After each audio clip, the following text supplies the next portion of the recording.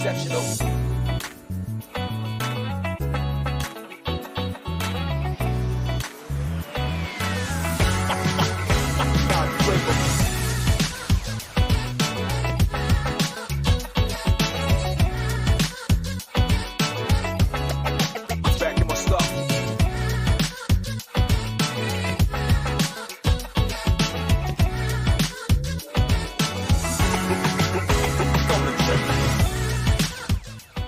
The Cincinnati Reds will only go as far as their pitching will take them, and all reports out of camp are good.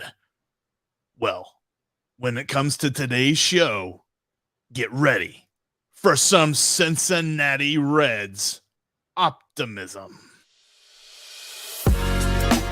You are Locked On Reds, your daily Cincinnati Reds podcast. Part of the Locked On Podcast Network, your team every day. Aloha. Welcome to the Friday Live Aloha edition of Locked On Reds. You are Locked On Reds. Thanks for making us your first listen of the day. We are part of the Locked On Podcast Network, and we are free and available on all podcasting platforms because we are your team every single day. I'm your host, Stephen Offenbaker, alongside Jeff Carr, and we are diehard baseball fans, and we have a passion for the Cincinnati Reds. We have taken our love of the game, our passion for baseball, and we have turned that passion into information for you. On today's podcast, we are going to continue to talk pitching, as we talk about which pitchers have looked good out in Arizona so far. And there's a lot to be excited about out in Goodyear right now. I'm not even going to be able to contain Jeff, you guys. It's going to be out of control. There's nothing I can do about it. So buckle up. And then we're going to tell you what the FIP is going on. Did you see what I did there? It's going to be a fun episode, folks. And this episode is brought to you by FanDuel. FanDuel is the official sportsbook of Locked On. You can make every moment more by visiting FanDuel.com/LockedOn today to get started. All right, Jeff, we've been talking about pitching, and it's not just us that's talking about pitching. All of the beat writers that are out in Arizona right now have been talking about the pitching because coming into this season, we knew this was a big question mark. We knew there were a lot of jobs to be had, and we knew guys were going to be battling to pick up those spots and make the major leagues right out of camp. And it looks like the competition is paying off. Guys are working hard. Yeah, absolutely, Steve. And just get ready. This is one of the first doses of the spring training season of Reds Optimists Anonymous. We are ready to go with the good feelings because we talked a lot about the open jobs. We talked a lot about the guys who are competing for the 4 and the 5 spot and things like that. What we haven't really talked a lot about, and I think it's just because most people understand this, is that the top 3 guys who drive this team, what they're doing in spring training is even more important than who's going to be pitching in the 4 and 5 spot in the rotation. And thanks to Bobby Nightingale, who gives us lots of updates, whether you're talking about in the Inquirer or over on Post, which I think is a new social media thing that whenever Twitter finally dies, you can go to Post and check out what Bobby's writing. But he's got a lot of great observations, and a lot of it is, live batting practice, whether you've got Will Myers or Joey Votto or whoever is stepping in the batter's box, and you've got the top pitchers, which I don't think Joey Votto stepped in just yet. I think he's still working his way up to that. But there's been a lot of great stuff. And I start here with this, with your favorite guy, an observation about Nick Lodolo. He said this, he says, and this is Bobby's writing, he says, a pitch is filthy when a veteran hitter, Will Myers, watches it cross the heart of the plate, turns his head as he steps out of the batter's box and shouts, "Oh my God." That's the Nick Lodolo experience.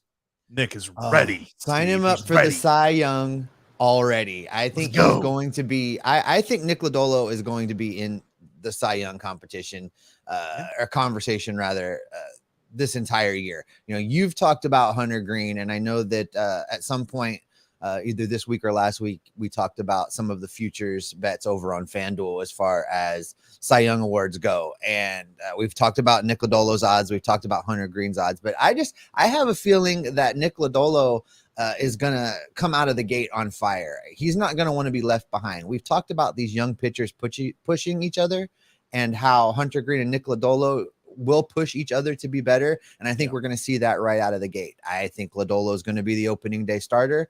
And I think it's going to be a fun season, at least when we're talking about the first 3 guys in the rotation. Yeah, it's when you look at Nick Lodolo, and he even had another note in here. He's just like, Lodolo looked unhittable for different portions of the live batting practice session. He was talking about that there was a hitter that just laughed whenever he stifled a laugh whenever he saw that breaking ball come across the plate, because it's just like, what are you supposed to do with it? That sweeping breaker that comes from that left-hand slot that he delivers and hits you in the back foot, but you think you're supposed to swing at it because, well, you are, because it hits the strike zone. And it just breaks so crazy. Like, hearing these reports are so encouraging, and especially, and we're going to talk about this here in just a moment, but especially when you look at the fact that the Reds have a lot of guys this weekend that are going to be ran out onto the mound to get some pitching work in, who all have prospects on actually pitching in the major leagues this year. And that's probably one of the things I'm more excited about than anything else, is watching these spring games sometimes becomes a exercise in patience when you're in the 6th or 7th inning and you know that guys on the field right now are going to be nowhere near the major leagues. And that's going to be so different this year, because whether we're talking about starting pitchers or relief pitchers, all of these guys are pitching for a job. And I think it's just going to make for better baseball in spring training. I think with the hitters, we'll see a lot of hitters in late innings that don't really stand a chance, that are just getting work in and giving guys time off. But pitching wise, there's going to be fun pitching to watch during these spring games. It's, I'm excited to fire up. I mean, there's live baseball on right now today. So not the Reds, but there's live baseball coming from spring training on MLB TV. So it's like Boston against like the University of Connecticut or something for their first. Yeah. It's something like that. I forget exactly. There's stuff to watch. And starting tomorrow, Reds baseball takes the field. And I do want to clarify, I know you guys saw my tweet about the broadcast team. Didn't realize it, but for this first game tomorrow, it's Cleveland's broadcast team that will be handling the duties. Sadak and Welsh will be on the air Monday with the game, for those keeping track at home. Pro tip, you can sync up the broadcast. So a couple of different ways. MLB.tv is the easiest, but you can sync it up if you just watch the game, put it on mute, and then queue up the iHeartRadio app, and you can listen to Tommy and the Cowboy call that game, because you'll be able to sync it up that way, since it's on such a delay as opposed to actual terrestrial radio. But I'm so encouraged from all the different stuff. One of the things we said this offseason, especially, we talked about Nick Lodolo, but when we're looking at Hunter Greene, we talked about that third pitch. We talked about his fastball command quite a bit, but everyone knows the third pitch is key to him taking a huge next step. And according to observations, he drew whiffs on that third pitch, as well as his fastball and his slider. He drew whiffs on the changeup too. Now, I know what you're going to say. It's early in camp and we can't get too over optimistic about it, but come on, baby, give me that third pitch. I'm so excited to see him work that changeup into his routine. Hitters aren't going to know what to do with it. You're not going to know. I got to tell you, I saw these reports out of Arizona, and I was excited like you. I started where you just said, which was to try and keep myself calmed down. It's early in spring, but I just couldn't get out of the back of my head that scene from Happy Gilmore where, Happy learned how to putt. You know what I mean? Like Hunter learned how to throw a changeup. Oh my God. It's a game changer. If he's got a changeup that plays at the major league level during the season, he's going to be unhittable. I just can't imagine having to get in there and try and look for that 100-mile-an-hour plus fastball, followed by the high 90s breaking pitch, and then a low 90s, high 80s changeup comes. I don't know what you do with that. I don't know how you get ready for that. There's no way you step in the batter's box and have any idea how you're supposed to time all that stuff all at once. So I think that hitters will have to look for one pitch, and they're just going to be fooled by the other two. which is why that third pitch is so key. And there was some other great stuff. I mean, Luis Cessa had some nice BP sessions, whether you're talking about his slider or even his changeup. Like, Luis Cessa is a guy who I almost wish, and I'm sure that they've talked. I'm sure that it's a scenario where they do collaborate a little bit.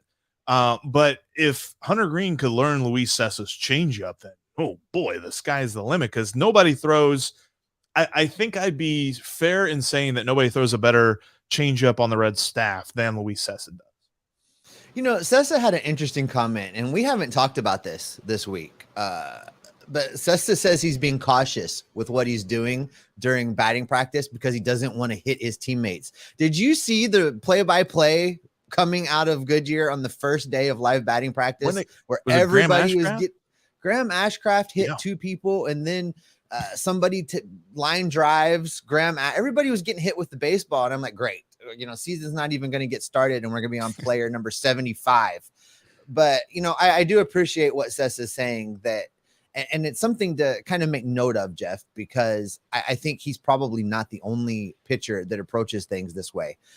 You know, we want them to get their work in, and we want them to make these pitches better, but we don't want them to hurt our own players. So another reason to look forward to the game starting tomorrow is that, you know, they can go out there and work on things. And this is what we mean when we say during regular spring training pitching times, you can't really put a lot of stock in what's being done on the mound, because pitchers will go out and work on a single pitch. They'll go out and throw an entire inning of nothing but sliders to work on that pitch so that they can do it against players from another team instead of throwing at their own guys. So I think that's an important note to remember. And I was glad Cessa said it out loud. It's a good reminder to not overreact if some of these guys have a bad inning.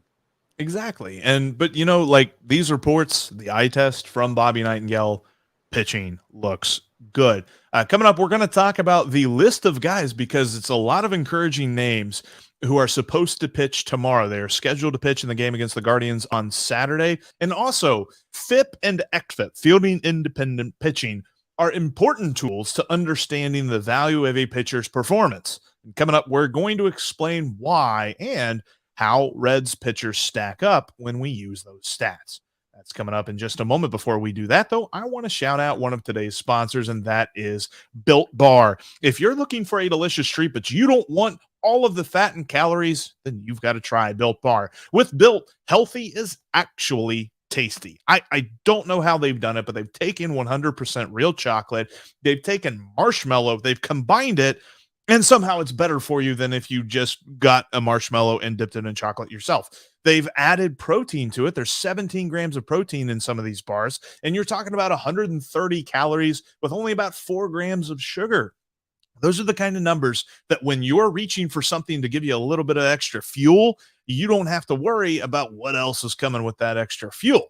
And now you don't need to wait around to get your box. For years, we've been talking about going to built.com and using the promo code LOCKEDON15 to save 15% off. But now you can go down to the store. I was about to say walk down to the store. I don't know if anybody walks down to the store, but you can drive down to the store, walk down to the store. You can segue down to the store. Not you. You don't walk down to the store. I don't walk down to the store, that's for sure. Because I'm trying to get all these boxes of Built Bars in my car. Because when you go to Sam's Club, you can get a 13-bar box. You can go to Walmart and get a 4-bar box. They've got great flavors, especially when you're talking about that big 13-bar box. You can get some churro. Churro is a phenomenal flavor. Steve will tell you all about that. But you can also get brownie batter in the 13-bar box. If you go to Walmart, you can get double chocolate, coconut puffs, all the great stuff. Seriously, go to built.com or go to the store at Walmart or Sam's Club and get you some Built Bar today, and you can thank me later. Coming up on Monday, we will have actual spring training baseball games to talk about. Seriously, Steve and I are very excited about this. We're going to be seeing lots of performances when it comes to on the mound, when it comes to in the batter's box, out in the field. We've talked about the defense and how the Reds need to get better at catching the ball. Will we see it in the first couple of games in spring training? Find out. We'll be talking about it. But I'll tell you what we will be seeing, because the Reds have announced who is pitching on Saturday, and that is exciting to me because the list, I mean, it's chock full. There's not one name on this list that I see and I say, oh, that guy's no chance to break camp with the team. Literally every name on this list does. No, and I love that they put out the whole program for the game. It's very good. Let's dive into this. We've talked about Brandon Williamson. He'll be getting the Cactus League opening start for the Cincinnati Reds. He's going to be followed up by Daniel Norris, Fernando Cruz, your guy Daniel Duarte, Ricky Karcher comes in, Derek Law, Reaver San Martin, Buck Farmer, not to be confused with Kyle Farmer. And then Lucas Sims is going to wrap things up.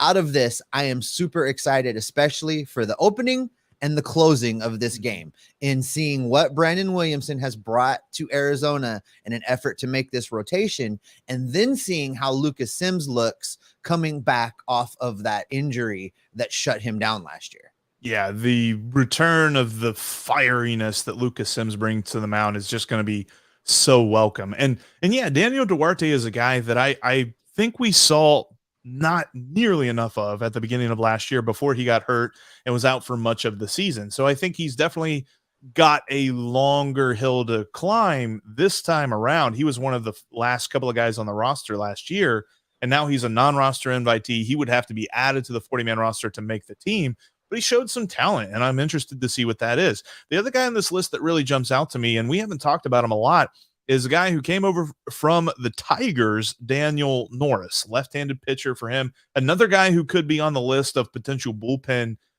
pieces, especially from that left side. Again, that Bennett Sousa guy is the guy that's on the 40-man roster. Daniel Norris and Alex Young are two lefties who are non-roster invitees that would have to be added to the roster for that. And then it's nice, you've got a couple of guys in here like Reaver San Martin who are just trying to get some work in before they head off to their World Baseball Classic team and really get some competition rolling. Yeah, this is a good group. And, Buck Farmer being in this, I'm kind of interested to see how he's handled and how he looks, because, you've been kind of in on him much more quickly than I have. And I'm coming around the more I look through, how he actually performed last season and what's being said about him this year. A middle innings guy, I'm starting to get on board, Jeff, is what I'm saying. I believe he could be a valuable piece in those middle innings. I 100% agree with that. I'm not saying that he should be considered as bullpen ace 1C or 1D or whatever, but I like him in the role of middle innings eater. And actually, he's a good segue to our next topic. We talk about FIP, because looking at FIP, before we really dive into what that is, had he pitched a few more innings, he would have qualified to be on the list that we're going to talk about for the Reds, and he would have had the best FIP on the team, which is very encouraging. So what is FIP? It's a better way of explaining a pitcher's performance. It's better than ERA. And then we'll get into xFIP in a minute. xFIP is more of a predictor stat, but we like to use both of these. I especially love to use both of these when we're talking about pitching, because ultimately it's a statistic that attempts to take away the luck factor that goes into a pitcher's ERA. Yeah, and I like just trying to find something besides ERA. I'm to the point where ERA, wins and losses, just they don't get it done anymore. Wins and losses was great when starting pitchers were going 9 innings, and that's a separate argument for a separate day if y'all want to talk about that, or maybe we'll talk about it in the next segment. But for me, it's just gone by the wayside. And same with ERA, because I just don't know that it's a fair way to judge a pitcher, especially in today's game. So it's better for starters than relievers. Definitely. Yeah, especially for relievers. One bad outing and a guy looks horrible for 3 months, and you miss the fact that nobody else has got a hit off of him since he had that one bad inning. So I like trying to come up with something. Now with FIP, the new pitching stats, and we say new. I've struggled to adapt to them as well. Jeff's really brought me a long way. So I'm going to let him walk you through how the FIP statistic actually takes the luck away in judging a pitcher. Yeah. And I'm not expecting, because I don't calculate them. I look at what FanGraphs says, and I look at what Baseball Reference says, and we talk about that. But the way that they calculate FIP, they take away hits and things like that. They take away like errors and all that stuff, which I don't think, I take it back. Errors don't factor into ERA, but ERA, what that does is it does a good job of telling how many runs were scored while the pitcher was on the mound, but they don't necessarily tell us how well the pitcher performed, because the number of runs a pitcher allows is also dependent on the defense behind that pitcher, luck, and the order of which events happen. Because think about it, like a starter could leave the game with a guy on second base, but he's still, on the hook for that runner. So if you bring in a relief pitcher who loves to allow inherited runs to score, hey, Hunter Strickland. It wasn't that hitter's fault. It wasn't that starting pitcher's fault. But yeah, still, like, FIP is an attempt to isolate the performance of the pitcher by only using the outcomes we know do not involve luck on balls in play or defense, strikeouts, or defense. So strikeouts, walks, hit batsmen, and home runs allowed. Those are the statistics that FIP focuses on. So that's how they derive these numbers, and that's why FIP always looks different from ERA. So to say that, to say that back to you, to make sure we've all got that right. Basically, FIP deals with only the thing the actual pitcher has control over. Striking a guy out, walking him, hitting him, or giving up a home run. That's all that FIP takes into account. And the basic explanation of this is, sometimes I'll say, well, a pitcher's getting unlucky or a pitcher's getting lucky. And this is one of the reasons why, because FIP will say, well, this is what their ERA should look like as to what the ERA is actually saying. And this is where batting average on balls in play comes into play quite a bit. Let me show you the graph from last season. Now, it's going to have a couple of names that got traded. Luis Castillo, obviously the FIP leader for the Reds last season. Alexis Diaz, number 2. Now, it's interesting to note because Alexis Diaz ERA was much different than that. It was much better than that. So that's telling you, and again, relief pitching is a much smaller sample size than starting pitching, but it's telling you that Alexis Diaz was getting a little lucky. However, he is a good pitcher. So I'm not thinking that he's just a lucky pitcher. He's a good pitcher. You got Tyler Mahle. Nick Lodolo had a better FIP than his ERA. Joe Kunal is an interesting name on this list, and we're going to see him again whenever I show the xFIP graph here. He is a guy that I continue to look at and say, you know what? I think when you talk about this Reds roster, he might be a lock, and that's why I had him as a lock for the bullpen, because he actually has some better stats than I think we give him credit for. He's not a guy that we think about a whole lot. And then you have Graham Ashcraft and Hunter Greene rounding out the top fielding independent pitchers for the Reds. So a good way to say this for folks that are trying to learn this statistic, and this is where I started when Jeff first started bringing me along on the FIP. If you're going to look at FIP and you just want to find a way to utilize it, even if you don't quite understand it yet, look at a pitcher's FIP, just like Jeff was saying, look at their ERA. If the FIP is lower than the ERA, the pitcher was unlucky. He had some bad defense behind him. Things happened that were outside of his control. If it's the other way around, if the ERA is lower than the FIP is higher, that means that the pitcher got lucky. He had Gold Glove defense behind him. Somebody made an amazing play. Somebody did something that was outside of the pitcher's control that helped him. And that's a way for you to kind of judge what's going on the field. You can combine that with whatever method you want to use. Look at his, traditional counting type stats, things we've always used. Look at your eye test and combine all of these things. It's just another piece in painting the picture of how a guy's doing on the field.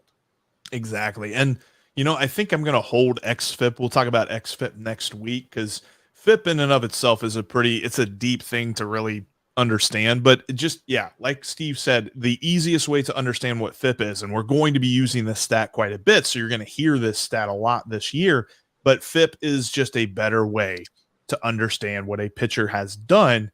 And I think we're going to see a lot better numbers on that this season with Hunter Greene, Nick Lodolo, Graham Ashcraft, those guys, as well as the relief pitchers. All right. Well, now that we have broken down the FIP, we can get the FIP out of this conversation and move into my favorite part of the show, Jeffrey. We are going to get to put the viewers in the driver's seat, taking their questions and comments. But before we get to that, I would like to talk to you about the sponsor of today's podcast. Today's podcast is brought to you by FanDuel.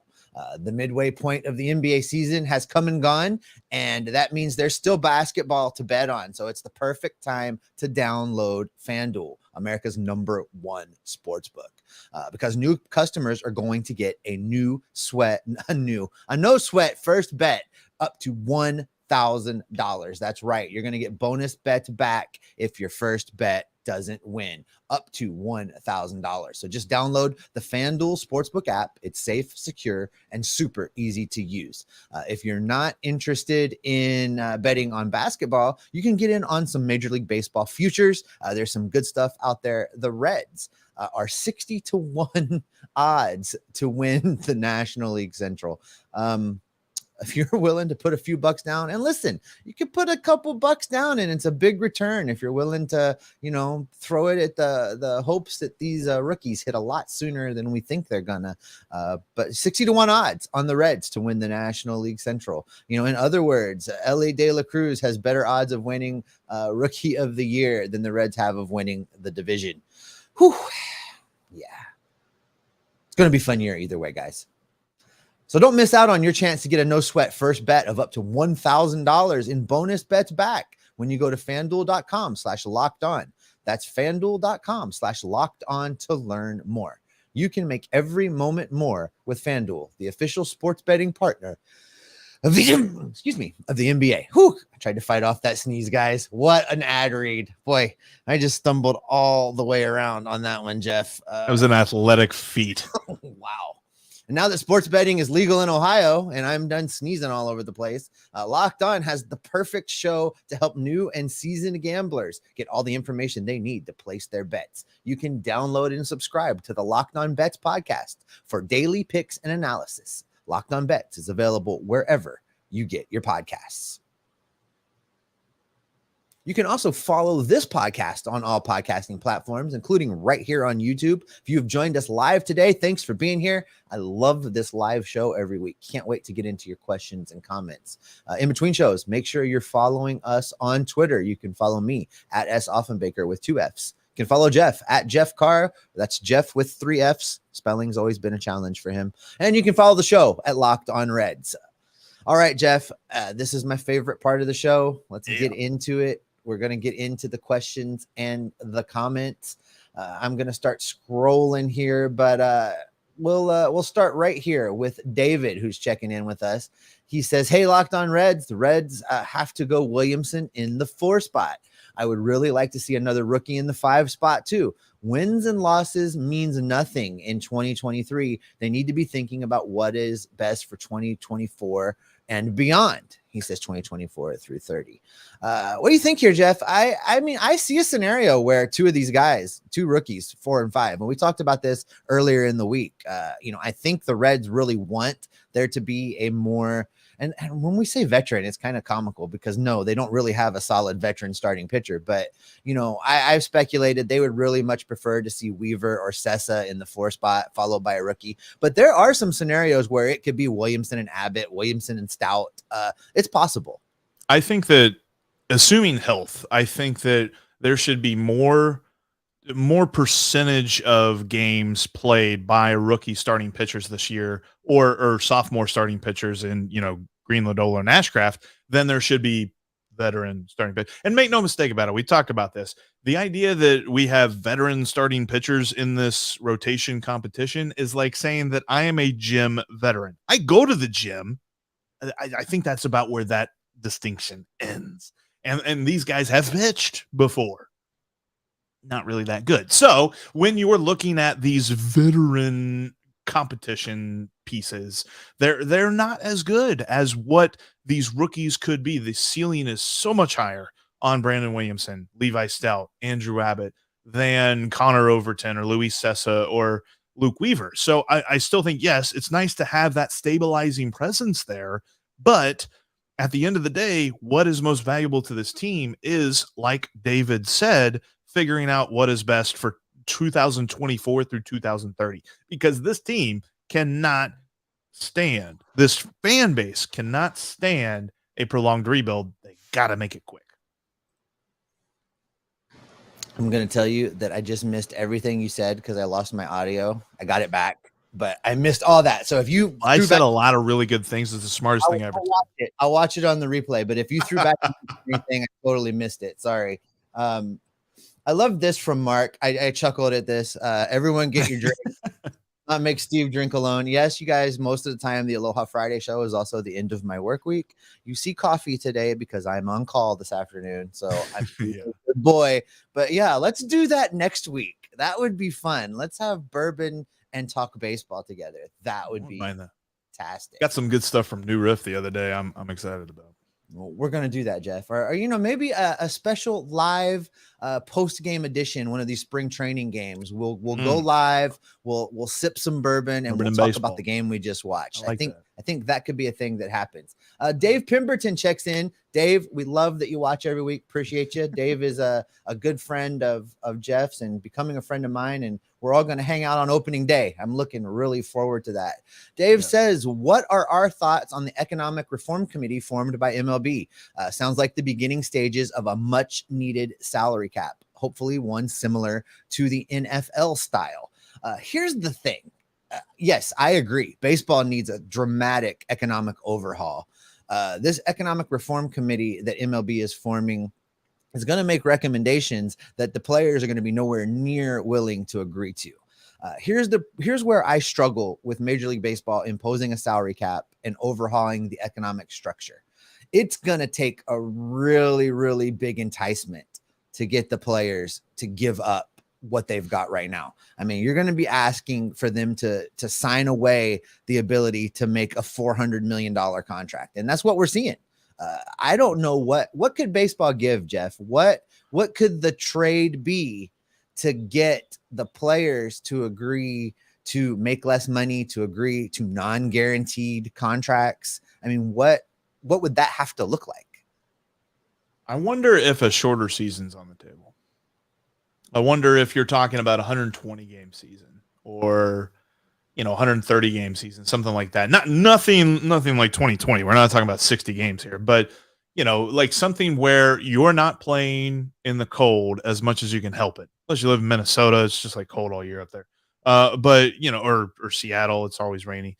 But I think for the most part, there's got to be some sort of big concession like that. And I think that us saying shorter season, everybody gets a little bit, oh boy, I don't know about that, but there's got to be something big in there. And I think that a shorter season and maybe to the point where you're almost like the NBA, where you guarantee every team gets so many max contracts. And we'll say like, this is, you can get a $400 million contract or something like that. Like Shohei Ohtani's about to get a $500 million contract next year if he hits the free agent market, or if the Angels give it to him. But I think that there's going to be those sort of concessions need to be made. Make no mistake about it. Both sides have been preparing for this. The players are ready to fight, but the owners are ready to fight too. This is something, and I think we saw it, just a taste of it, because I think what was going on behind closed doors wasn't necessarily, for the last CBA. I don't think it was necessarily they were trying to implement a salary cap, but the players saw that everything that the owners were doing were posturing for that. Yeah, and Mark kind of gets where I am on this. Players are going to strike before there's a salary cap. I think before there's a major economic overhaul in baseball, folks, I think we'll lose an entire season plus. There will be a year of no baseball in order to get this done. This is something that can't get worked out in a short period of time. It's going to be a dogfight. It's going to be. And you and me will get MLB the show, and we'll pretend to be the Reds owners and see if we can fix them. Yeah, but halfway through, you're going to ask everybody where they're going to go, and it's going to be a whole thing. Hey, that ain't me. Okay. Is this Malachi? What is your Malachi? What is your opinion on the shift being gone this year, and will it help guys like Jonathan India defensively be better this year? Well, I don't think it's going to help Jonathan. I don't think the shift is what's going to help him. No, it's him getting in shape. Yeah, that's going to help. As far as the shift goes, I'm telling you, I think people are I think we're making a much bigger deal out of the shift being gone that what it's actually going to mean, because I think teams are going to get creative pretty quickly. There's nothing in the banning of the shift that prevents you from moving the left fielder into short right field. There's nothing that prevents you from your outfield alignment. So they could do that. You can move the center fielder to short right. You can move the left over to center, and it's still a shift. You're still covering that hole that the lefties like to plop the ball into, and you're still following the rules. I think unorthodox general managers are going to get exposed very quickly because, and to an extent, Dick Williams was kind of this way when he built his roster, but there were guys who don't pay attention to position, and they're just like, well, we can shift, we can cover up their defensive inefficiencies and things like that. Now you can't do that, at least not to the extent that you could. And I don't necessarily know that, a potential, because we've talked about this off air, wait for who's going to be the first team to bring their left fielder over and put him in that shallow right field spot, where they would put the third baseman or the shortstop or whoever there to cut off that low line drive from a left-handed bat, something like that. I don't know that there's going to be enough teams willing to do that. There might be a couple, but I don't think there's going to be enough. And I think those who do that will get exposed very quickly. So I think that this is really just going to show the inadequacies of teams who thought they could build a roster without an athletic shortstop or with a bat first second baseman who has very little range or something like that. So I'm very interested to see how it affects them. I think hitting wise, I don't necessarily know. My only take is guys who hit the ball like Joey Votto with those shallow line drives that are singles to right field, those guys are going to benefit. But how many Joey Vottos are there in the world, Steve? This is true. There's just one, and I can't wait for him to be back on the field. And on that note, for the audio only, YouTube folks, stay here. For the audio only, that is going to do it for this edition of Locked On Reds. The rest of our Q&A will be available in your feed a little bit later as a bonus episode. YouTube folks, we're going to keep on keeping on right after we wrap up. Coming up on Monday, audio folks, we're going to continue to look at spring training. We're going to have actual baseball to talk about. More than one, it's going to be exciting. Jeff and I are just so pumped up over baseball being back. Thanks for making Locked On Reds your first listen. Now make your second listen the MLB Prospects Podcast. Lindsey Crosby, the host over there, is a prospect encyclopedia, and he has got all of the information you need on Major League Baseball's stars of tomorrow today. It's free and available wherever you get your podcasts, just like Locked On Reds, where we will keep you locked on Reds every single day. All right, Jeff, let's keep this Q&A rolling right along for the YouTube folks. So glad you guys are here. Stephen W. checks in, and I wanted to put this up because I have a question for Jeff. What is the best way the Reds could package someone to bring back Kyle Farmer, and when is it gonna happen? Well, I know this was asked kind of tongue in cheek, but you know what I'm looking forward to, Jeff, and I know you are too because we've talked about it. The day that David Bell puts Buck Farmer at shortstop in a tribute to the man that is gone, the hero of Kyle Farmer, the lone farmer standing at shortstop. It's going to happen, right? Farmer is short every day. No. No. We're done with that. The shortstop of the future is coming up this year. We ain't worried about that.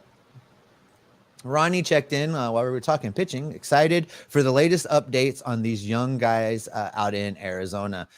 Give us what we're hungry for. Reds, Reds, Reds. I couldn't agree more. Tomorrow, we have got live baseball, Jeff. Cincinnati Reds are back. Very pumped about it. I really think, too, with Brandon Williamson on the mound, it's just ratcheted up my excitement so much more. Like, I'm ready. Let's go. Hey, we got a question for you in the chat here, Jeffrey. BR7 checks in and says, so Jeff is a Red super fan and I think a Star Wars and comic book nerd. He is all of those things. Yes. Would Jeff rather talk X-Men or xFIP?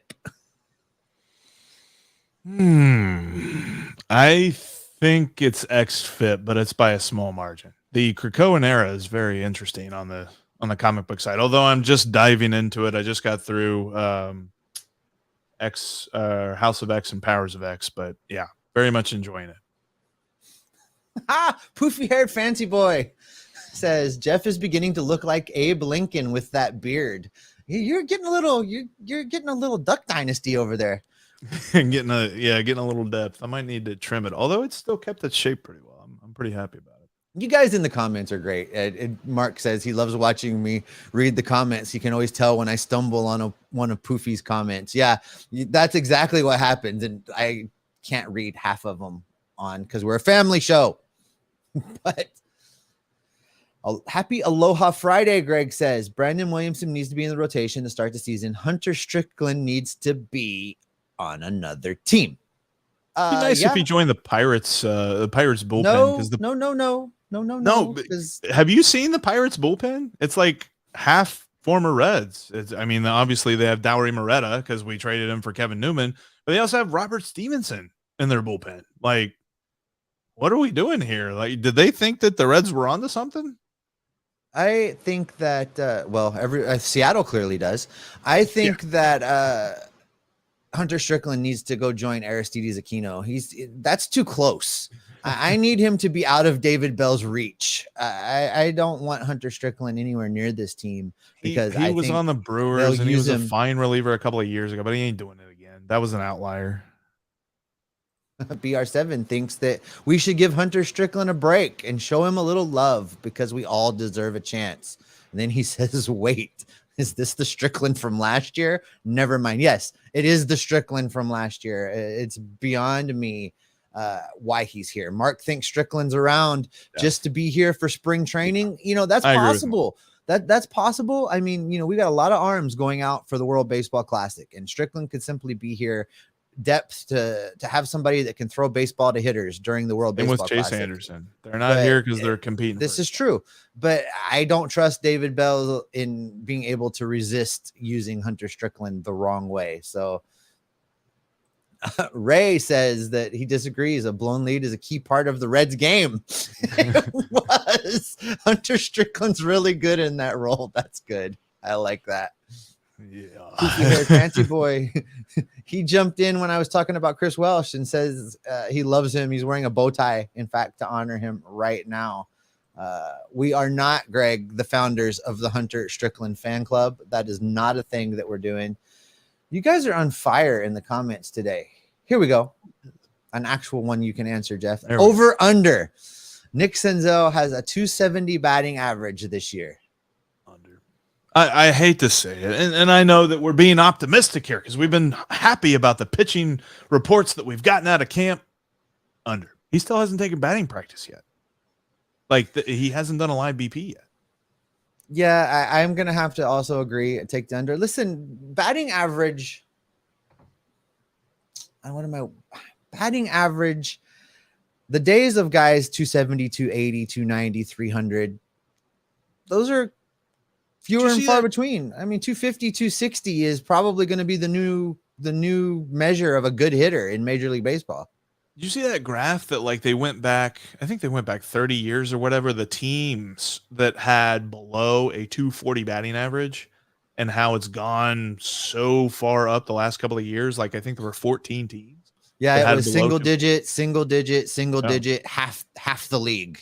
Basically, it's a very. And it's a lot of power focus. It's a lot of on base focus, things like that. People understand that you don't necessarily have to hit singles all the time to win a game, although stringing hits together is a huge part of it. But I still think that the way that the game has changed, I don't know that we're going to go back to a year. The biggest evidence of this from the Reds' perspective was them getting rid of Alejo Lopez, and he's still on the roster. He's still in camp. But them cutting Alejo Lopez off of the 40-man roster before spring training even began, Alejo Lopez is the guy that breaks the average cycle. He's going to hit 270, 280, but he's only going to slug 320. And that's not what teams are looking for anymore. They're looking for guys that are going to slug 270, 280. Yeah. When your batting average matches your slugging, right? And that's not what they want. That is not what they're looking for. No for. team wants that. Mark asked a good question. I'm interested for your take on this, Jeff. Says Derek Law is still here. That's like Strickland 2.0. It's not a unreasonable comparison. Yeah, and he's a non-roster guy. He's not on the 40-man. He's a replacement level pitcher. He's a guy that was up here because of injuries last year. I agree. Greg Hughes says Sims is key. Sims is key because I don't think we can overstate the value that Sims is going to bring to this bullpen in having somebody that you can use. I don't know how many games we'll even see Sims and Diaz pitch back to back. I really feel like we'll see one or the other type of situation. I think that's the best usage. I think that's a good. I think that's the best usage of the bullpen, because then you can keep both of them fairly fresh, and there's always somebody on the back end to kind of shut things down or put out a fire that we consider to be the ace of the bullpen. Do you think, let's say, over under 11 and a half games that both of them pitch in? Did you take the over or the under? Out of 162 games, I'll take the over on that.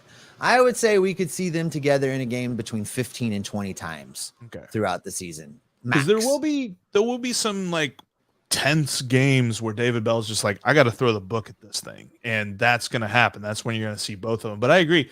I think that the key to this bullpen, because we've talked about this, and I've talked about the reason for my optimism for this bullpen is that they have that top guy already. But if it's going to take another step, they got to have, like, the sheriff's got to have his deputy. And Lucas Sims is the number one candidate for me to be bullpen ace 1B. And if he can fit back into that role, because it sounds like health-wise, so far as the big three of coming back from injury, he is definitely the best candidate to return to his form, then that's going to be so huge for the rest of this bullpen, and all the other pieces can fall into place as we like them to. If Lucas Sims is back to top-notch form, healthy and nasty with his pitches, is he 1B or is he 1A? You don't see any scenario where he becomes the guy of the bullpen? I mean, and then you can use Alexis Diaz in all of the situations, 6th inning, 7th inning, 8th inning, 9th inning, wherever there's a fire. I think, and it's only because relief pitching is a fickle thing. There is a universe where Lucas Sims could overtake Alexis Diaz, but I think Alexis Diaz is just so talented. That fastball, the slider combination, his delivery is so repeatable. He doesn't get rattled out there on the mound. Like, I love what I saw from him last year, and I think that everything that he showed can be repeated. But obviously, you can blow up if you're a relief pitcher, and if that happens, then Lucas Sims could take over. But I'd say it's a less than 10% chance that the best relief pitcher in this bullpen is not Alexis Diaz. Our buddy Carlos Guevara checks in, says, "What's up, guys?" He also says barbecue going today, man. He also says to you, "Happy haircut, Jeff." Looks like you got getting a little long. I don't know what that's like. That must be so nice to go and get a haircut. And be all sharp to a point where it's hard to comb, and you just got to take care of it every day. So much hair, it's really hard to deal with sometimes. So I got to get rid of some of it because I just got too much. Oh, I can't match you on the coolness of your haircut, but Ray says I have a cooler name than you do. I just want to easier to spell. I learned mine like instantly in school. Easy. And for me, that's good. Luke checks in on our Buck Farmer conversation and says that Buck Farmer became one of the more consistent bullpen guys. I'm there. It took me a while. I think that I let maybe the eye test get in the way, or a couple bad outings just kind of form my opinion of him before I really gave him a chance. But yeah, the more I've looked at him, he's going to be okay. And just like Mark says, Jeff, Buck is fine and always put in bad situations, and I agree with that too.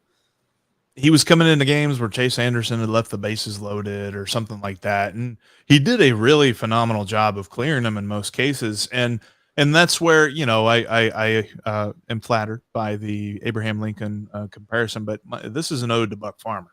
Buck Farmer's got the beard, man. Like he can really get it going with that beard. And I think that when it comes to pitching too, that breaking ball, oh my goodness. Like if it weren't for Nick Lodolo, I'd say that Buck Farmer has the best breaking ball in the pitching staff. Obviously Nick Lodolo's is number one, but Buck Farmer's is a solid number two. Malachi asks, who is our candidate for a dark horse pitcher to make the Reds roster? So basically, I think we're probably talking about this last bullpen slot that we have both speculated could probably be a non-roster invitee to go out there and grab that job. It's tough. There's a couple of guys because I think Daniel Duarte is still a little bit expected. I mean, he took him off the 40 man, so it's not that much of a stretch to say that he can make the roster. But I'm looking at that Alex Young. He's a relative unknown, and Bobby actually had a encouraging note on his on the thing he wrote for Post. He said that he's one of the four lefty relievers in camp. He looked great during his live BP session. He drew a lot of whiffs on his changeup, and he drew praise from his teammates who were watching. Now, he said he struck out Jose Barrero. A lot of people tend to do that, but he also struck out Jake Fraley in back-to-back at-bats. So it'd be interesting to see if he can make the roster. He's a relative unknown. Could be that dark horse last dude on the bullpen. BR7 says, so FIP, talking about FIP, Jeff. So FIP helps coaches know how pitchers are really doing. So do they even look at ERA? Well, you have to look at the ERA to evaluate it against the FIP. You take both numbers in tandem. I think any smart coach, and David Bell has talked about this over the last couple of years, you have to take everything in, like all the numbers, all of the, and there's certain things that you give a lot more credence to than others, but I definitely think that they look at all of the numbers and try to evaluate accordingly. Especially, I mean, the Reds have added to their analytics department over the last couple of years. You've got David Bell, Nick Kroll, Derek Johnson, all these guys talking about the whole organization is in sync. So you have multiple people that are delivering information to David Bell. Do I believe that he personally looks at all these numbers? To an extent, but I think that he probably gets some sort of report that explains to him exactly what he needs to know about all these different numbers. There's an interesting conversation going on in the comment section surrounding Chris Sabo, and I missed this. So I've been kind of trying to read through these comments to figure out what was going on. So apparently, Jeff, Chris Sabo did an interview with Tom Brenneman this week where he mentioned that he's reached out to the Reds about having a role with the team, and the Reds don't seem to be interested. This is kind of the only former player that's had that. He's pretty it's pretty interesting. I know that Chris Sabo's personality is one that is a little different. He's different, but also he's been coaching college baseball. He knows how to interact with people. He knows the game. I don't know why you wouldn't want to find something for him.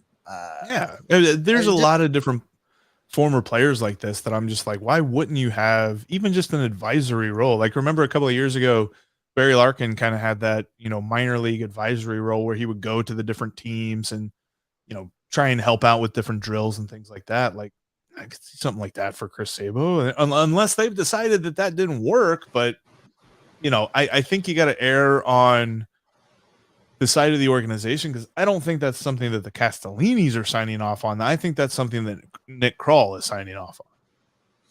That's probably a fair point. I mean, my knee-jerk reaction would be to blame somebody named Castellini, just because usually that's the and I'm not going to stop you from doing that. You could definitely, and it's usually a safe bet. But I guess I can see, just because Sabo's so quirky, just because he's so different. I mean, I think he'd probably have a lot to offer, but I get maybe that's not somebody the team's interested in just rolling out there as a representative. I like Sabo. I think he's entertaining, but it's unfortunate that it's now become a public thing. There's something to be said, and I don't know how you would integrate this into a baseball coaching staff, but kind of like what Tom Nichols said, especially at the end of our conversation about who's going to be on the Dayton Dragons, and that is teaching these kids as they work their way through the minor leagues a winning mentality. And I mean, part of that is you just got to win, and that's how you get that mentality. But also, when they get to the major leagues, if all they've done is just get called up, they've not really worried about wins and losses to the point when they get to the major leagues. So how does that translate? Could Chris Sabo be one of those guys? He experienced success in his career. Can you translate that somehow? And that's obviously a question for an actual World Series winner and not two podcasters, but maybe there's something there. Nasty Natty is the handle on this one. All right. 3 top things I should be excited about this season. Jeff? Ellie De La Cruz for sure. Ellie De La Cruz. If you're not excited about Ellie De La Cruz, then you're missing the best part about this year. He's going to be up. He's going to be up early. I don't know if it's opening day, but I think he's going to be up within the first 60 games or so. First half of the season easily, first quarter of the season, and everything that this guy's going to do on a diamond is just going to be must see TV. He is absolutely the number one reason to be excited about the Reds this year. I don't see any scenario where he's not here by Memorial Day, the end of May. So I'm excited about him. I think he is probably the biggest that debut. That's the biggest thing to be excited about this year. For me, the second thing on the list is going to be the sophomore seasons of Lodolo, Greene, and Ashcraft collectively. That 1-2-3 punch through this Reds rotation. I'm really excited to see how they continue to grow and develop. How they continue to get better. I don't think we've come anywhere near their ceiling yet, and I'm excited to watch as they progress closer to it. And I think that there's two things that probably tie for number 3, but I'm going to go with Tyler Stevenson and the fact that the Reds actually understand that they can't just throw him to the Wolves and expect him to not get, some kind of fluky injury or something like that. They understand to split his playing time up, keep his bat in the lineup, because the best version of this team is with his bat in the lineup. And we're going to see exactly how well that keeps him healthy. And if he stays healthy, man, I think those numbers are going to take off. And the Reds are going to be a lot closer to the over than people give them credit for. And then I would say a tie to that would be to watch the evolution of Spencer Steer and see exactly what happens with him, where he plays, how often he plays there. Does he become a super utility? He's going to be fun and exciting to watch too. There's lots of things. There's more to this list, folks. This is what we keep saying. The over under on win totals as FanDuel has it is 65.5. They won 62 games last year in a season that was an absolute train wreck. There's going to be a lot of things better about this season than last season. I don't know. I took the over. I drank Jeff's Kool-Aid, guys. I took the over. I actually put a futures bet over at FanDuel on the Reds to be on the over 65 win total for 2023. There's a lot of people that see that over under at 65.5 and they stop there and they're like, that's it. That's what? No, that is absolutely not it. And you're missing so much. And this team is going to be so fun. There's going to be so many intriguing elements, intriguing storylines with different players coming up, different prospects coming up, different key pieces to the future of this team and how they are going to continue to grow. What's Jonathan India going to look like this year? Because he understands that last year was unacceptable and he doesn't accept it. He is his own biggest critic when it comes to this, and he is ready to completely flip the script and make an even better season than he had in his Rookie of the Year campaign. So I'm excited about that. Joey Votto, comeback player of the year. Anybody? Alexis Diaz, what's he going to keep doing? Lucas Sims brought so much energy to the mound whenever he was healthy, and we didn't get to see that in tandem with the energy that Alexis Diaz brings to the mound. So there's just going to be so much about this. And I don't think, and people always love to link old nicknames to new players and they try to link current rosters to former rosters. Could the Reds come up with their own version of the Nasty Boys? Alexis Diaz, Lucas Sims, and somebody else. Who knows? Slow your roll. Slow your roll. Let's start it right now. Oh my God. Austin checks in, says he was late to the party, but correct him if he's wrong. ERA measures past performance. FIP predicts future results. That's not quite right, but that teases you, doesn't it? xFIP does the predicting. And the reason that xFIP, and we'll get more into this on Monday, but the reason that xFIP is different from FIP is that FIP uses home runs as something to measure the number by. xFIP gets rid of home runs and then takes and replaces it with your home run to fly ball ratio as opposed to the league home run to fly ball ratio, because we've talked about, that's a stat we've used before to talk about how lucky a pitcher gets, because each and every year that can change. You can give up a lot of fly balls, but they're just not flying out of the ballpark. And then the next year, all of them are flying out of the ballpark. So numbers get skewed based on that. And that's where xFIP's in our rotation to talk about coming up next week. It was actually in the list for today and it got away from us. So we'll circle back to xFIP and do that in a regular episode. Ray says Jeff Hoffman is still a free agent. And I put that up there to say this, Jeffrey, a little behind the scenes baseball for everybody, since you're still hanging around watching us. Last season, we got comments from Nick Senzel's dad directed at us. Jeff got comments directed at him personally from Jeff Hoffman's father on social media. Jeff Hoffman's father actually offered to bring Jeff a Hoffman jersey down to the ballpark for Jeff to wear around, which is where that whole bit came from, where I kept asking Jeff when he was going to wear his Jeff Hoffman jersey down to the stadium. That's why that happened. We got one. So at some point in time, I expect to hear from Hunter Strickland's parents. There may be an email waiting for us after this episode.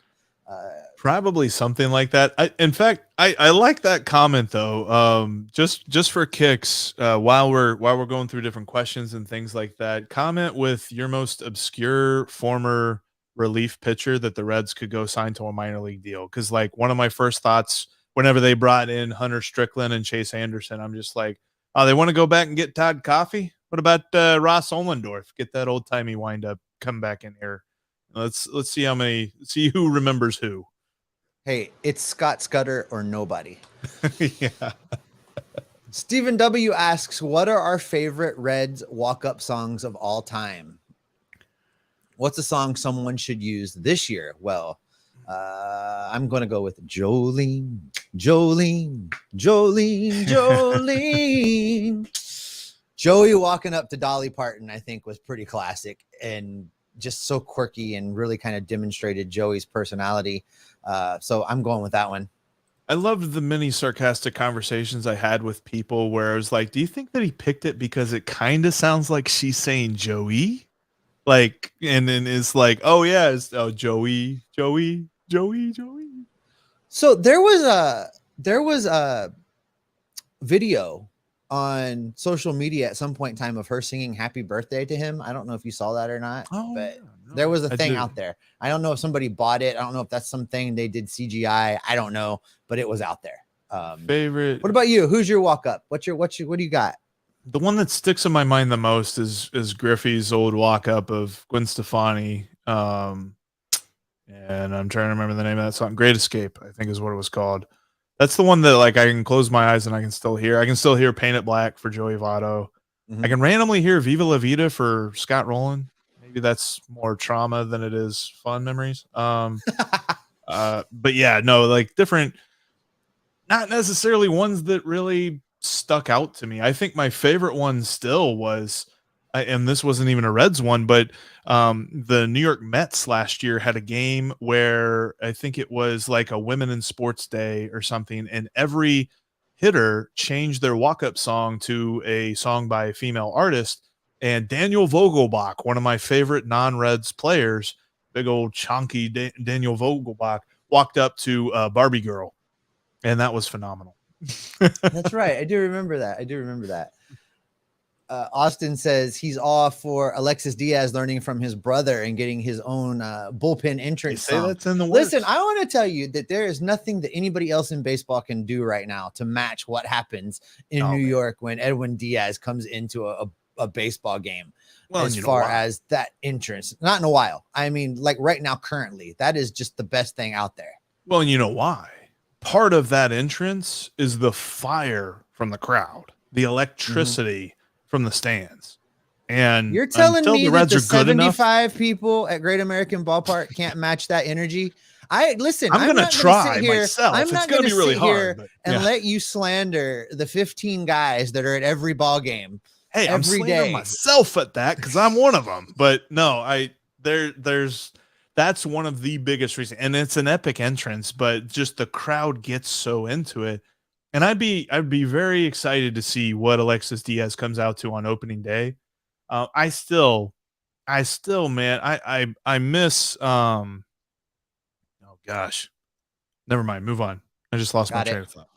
No problem. Jared wants to know about Will Benson. He says he's hoping to see Will Benson play some center field tomorrow. I think that's probably what's going to happen because, as you say, Nick Senzel has yet to do anything. And really the center field position right now is a two-person situation between Nick Senzel and Will Benson. So Will Benson's probably center fielder number 1 at this point. Nick Senzel's got to hope that Will Benson can't hit left-handed pitching. And honestly, his splits weren't that different in the major leagues. And now he's only gotten a cup of coffee with the Guardians last year. But even still, like, his average, I think, was very similar, right-hander to left-hander. The only thing that was really different was his slugging percentage. He didn't have a good slugging percentage against left-handed pitching, but he still got on base at a good clip. And I think that there's a chance that if he shows the athleticism that everyone's talking about, like Bobby Nightingale reported that had he not signed the draft contract with the Guardians out of high school, he was going to go to Duke and walk on and play basketball at Duke. Like, dude's got talent. He's oodles of talent. So if he can translate that to the baseball field, I'm very excited. I'm in. Like, I am. And I haven't seen, and I'm sorry if I'm stepping on anybody's toes, but I haven't seen anybody come up with this. So I'm the card carrying member. I'm the founder of the Will Benson fan club. Let's frickin' go, Will. Let's frickin' go. Greg Hughes says he would like to see a veteran on the staff, on the starting staff versus all of the young pitchers.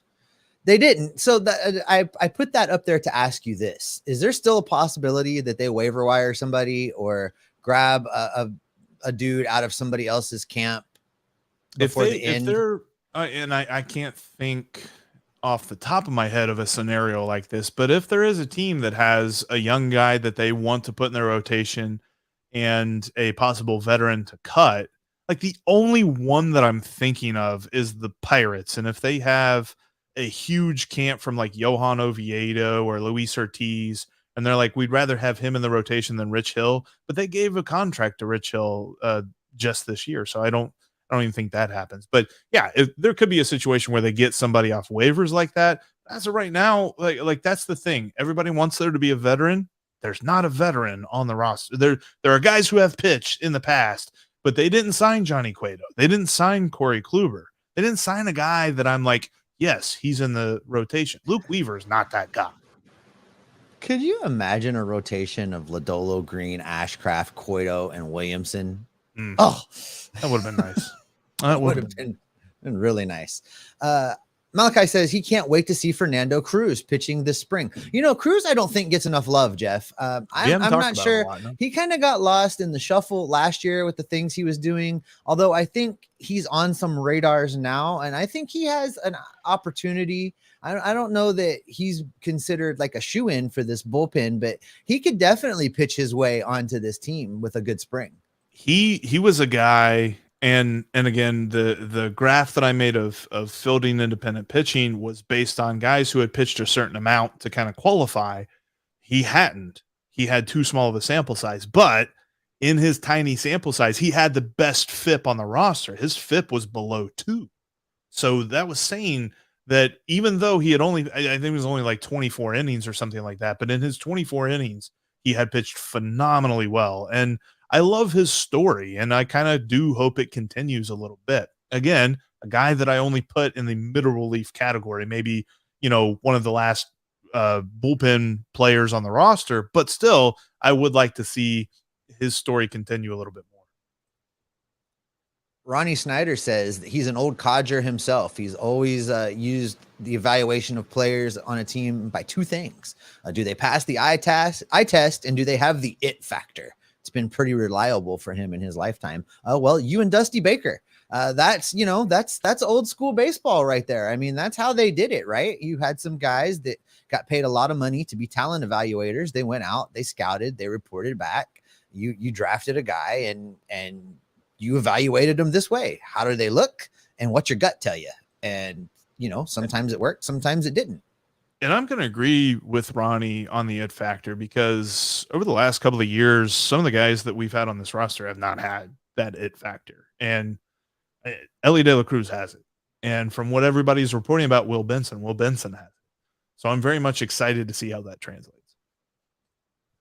Where is Jeff's Hunter Strickland fathead wall sticker? Jeff, if somebody sends you a Hunter Strickland wall sticker, will you put it up back there next to Luis? I think I'd be surprised if it exists at this point, but Sure. I'm not even going to Mark. Yeah, that's probably where it is. I'm not putting that up. What are our realistic expectations of Jonathan India this season? He changed his mindset a lot in a better way, and he lost 10 pounds while gaining 3 miles per hour in his sprint speed. So I'm curious to see. This is kind of what we've been talking about, right? He slimmed it down. He openly has said that he tried to make changes to his game to make him into a player that he is not. He learned the hard way about being somebody that he is not, and he's trying to get back to what made him the rookie of the year. Listen, his defense was never great. I mean, he was never an all gold glove second baseman. We know that. That's not a reasonable expectation for him. But if these changes allow his offensive production to come back up, I can settle for below average defense at second base if his bat is back or better than it was during his rookie of the year campaign. I need him to be above league average as far as an OPS plus goes. If he could be 120, 125, if he could be 25% better than league average at second base with, average to slightly below average defense, I'll take that guy. Okay, see, maybe 2020, 20 homers, 20 steals. I could see that. Mm-hmm. I don't necessarily know that he's going to hit for a ton of power. I would be surprised if his slugging percentage is very far over the 400 line, but I could see a world where he hits 260, maybe 270 with an on-base percentage of 350. And I would absolutely take that out of the leadoff spot. Luke asks, when Tony Santillan comes back, do you consider him for a starting spot, or is he a lock for the bullpen? I had a lock for the bullpen. That guy was an animal when they moved him out to the bullpen. I think he found his groove out there.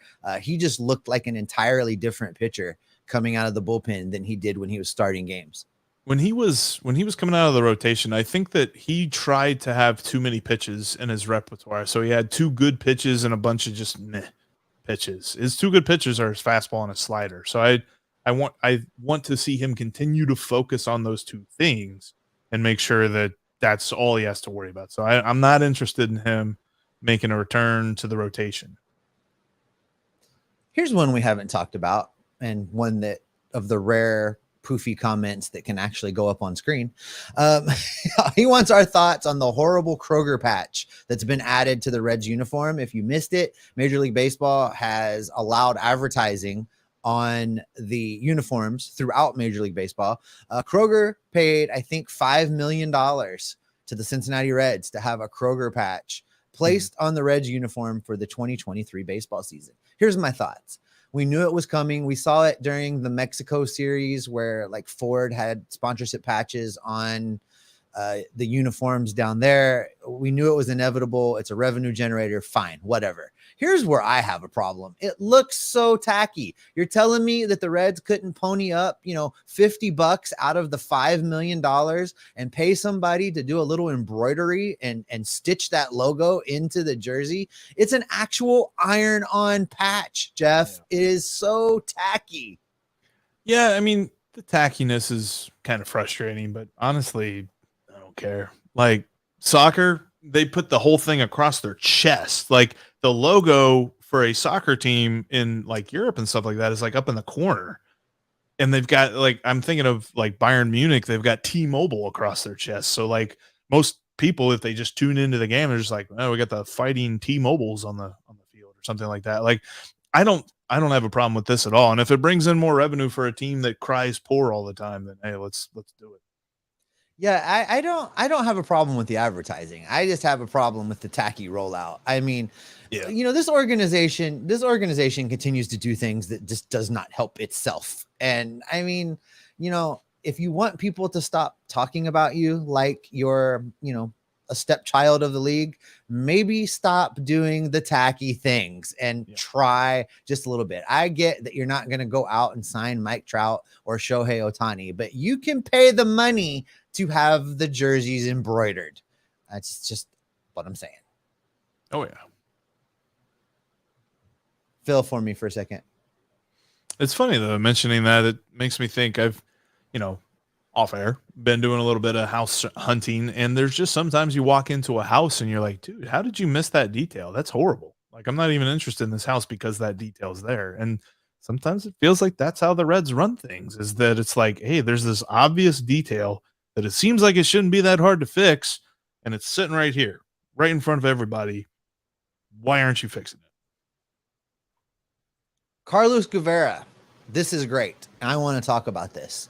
We were talking about salary caps in Major League Baseball. Why not ask a guy that played in Major League Baseball? Carlos says that the MLB players worked too hard for too long to allow a cap. This is what I think, Carlos. And I don't see, and maybe Carlos will be a little bit later in the comments here. Carlos, if you're still listening, answer me this. Is there anything that Major League Baseball could give the players to even allow this to be a consideration? I just can't figure something that's big enough to be the trade. I don't see what they could come up with. It just scares me because it just feels like there's this looming long-term work stoppage based on this issue. Cause yeah, this is what the owners want. The thing of it too is, we're thinking from a fan's perspective, and Carlos can actually speak from a former player's perspective on this issue. And like, from a fan's perspective, there's a little bit of wishful thinking in that thinking, okay, if we create a salary cap, there might be a little bit better parity and stuff like that. Let's be honest. There are teams every year in the NFL and in the NBA that are out of it. And they got a salary cap. I mean, there's how many years have NBA fans of the Oklahoma City Thunder, or in the NFL, the Detroit Lions? I know the Lions were close to the playoffs this past year, but come on, that's the first year in how long? And they've had a salary cap. Like, there's still a lot to be said about a team just letting their front office do the work. And you can always tell a team that is poorly run. So I think that there's an element of fans thinking, okay, this is going to be a way for Major League Baseball to tell cheap owners to spend more. But at the end of the day, I don't necessarily know that it's going to solve our problems. So we've crossed into the hour 15-minute mark here, guys, and there is some interesting stuff happening in the chat. I can't even go there. You guys are busy. I love it. These guys are busy. So I am scrolling. I want to get a few more in. We were talking about Nick Senzel. Carlos weighed in on the over/under. Does he get 270 plate appearances? Not average. This is a great question. We just touched on this a little bit talking about Will Benson. I think we could be under here. Especially and there's a few things, and it's not as if David Bell has come out and said this, but there's a few different quotes that if you kind of piece them together, what David Bell is saying, I think David Bell looks at Nick Senzel as a utility guy at this point. I don't think he looks at him as a center fielder anymore. And I think we're kind of attributing that because that's where we've seen him his entire career to this point. But I think we're going to see him play some different positions this year just to try and get his bat in the lineup. There was an article today talking about how he's changed his batting style. I think Mark Sheldon of MLB.com wrote this one, is that, he's changed his batting stance, changed the way that he approaches each at bat with Joel McKeithen. And there were a lot of quotes from Nick Senzel talking about how he didn't really take to his early career changes that were made for him when he first got brought up. The much publicized Donnie Ecker, having him stand up more, having him add a toe or a leg kick and all this other stuff. And how then he tried to go back to what he used to do, and then it zapped all his power. And it's just always been a mess for him. So he's changed it again. We'll see exactly what he makes out of it. But just all of the different things that I'm hearing and seeing all these different quotes and stuff, it makes me wonder just how much we're really going to see of it. All right, I'm trying to find us one or two more here, Jeff. Talking about the economics of baseball, there's a conversation going. I see Carlos answering some guys' questions. This cap and floor thing that would spread the money around. This is from Carrick Melvin. Cap and floor could actually spread the money out instead of 20 players making hundreds of millions. Players should be for it with the right floor. It can't go on like this. I mean, there's logic there too. But at the end of the day, and I think Carlos really hammered this point home for me because it's the fear that I continue to harbor with all of this economic talk is to get something, they're going to have to give something. Mm-hmm. And nobody can present to me something that the owners are going to give these players that's going to get them to give up. Yeah, Carrick, are you right? Is it better to spread that money around and more guys get a little bit rich than 20 guys get filthy and possibly to ever spend it all rich? Well, on paper it is, but part of this Major League Baseball dream is the dream of making the $500 million. So, I mean, I don't know what you do there. I really don't. And it just scares me to even think about because it could be a big problem. Yeah, it's whenever it happens. And another thought of this is that I think that's really why there's a lot of people trying to fight to get rid of their antitrust exemption, is that I think the only way that anybody could see this happening is if an entire another league is created and is successful that has a salary cap, and then Major League Baseball and then everybody looks at it and says, well, I guess this is what we got to do now. Like, there is no example for baseball of a salary cap working. And I know there's been some conversation about this whole other league thing. And I think some of it is sparked by what's going on with football right now with the USFL and the XFL firing back up and playing some games. They're not major competitors, but they're another league. The thing with baseball is it's such a long season and so much infrastructure required. And I don't know that there's anything that can compete with Major League Baseball for being a viable option. But you know what, guys, I think now we're at the hour 20-minute mark. That's probably a good spot to wrap it up for today, Jeff. I think so too. Appreciate everybody been involved. You guys have been great. This has been awesome. I love these live shows. Don't forget, tomorrow, Saturday, Reds baseball is back with the first spring training game of the season. We're going to be watching Brandon Williamson. There is a possibility that maybe I'll even go live pregame and do a little chat with you guys as we're leading up to the start of the season. I'll talk to Jeff about that a little bit. We might have a little something for you just to kick things off. Go ahead and wrap us up, buddy. That'll do it for us today. Thanks, everybody, for joining in. Coming up Monday, we will be talking about these games. We're going to break down exactly what's going on. What are the big storylines? What's to pay attention to? That's coming up on Monday's Locked On Reds. Now make sure you go check out Locked On MLB Prospects, as Lindsey Crosby has you covered on all of the minor leagues, everybody's farm system, and all of the big stars of tomorrow. That's Locked On MLB Prospects, just like Locked On Reds. It's free and available on all platforms, including right here on YouTube. Games are starting. We're getting closer. I think it's only 34 days away from, if I can count, from opening day at this point. Steve, so what's that mean for you and me? Oh, you and your math. It means that you and I are going to be locked on the rumors, locked on the transactions, locked on the results to keep everybody locked on Reds every single day.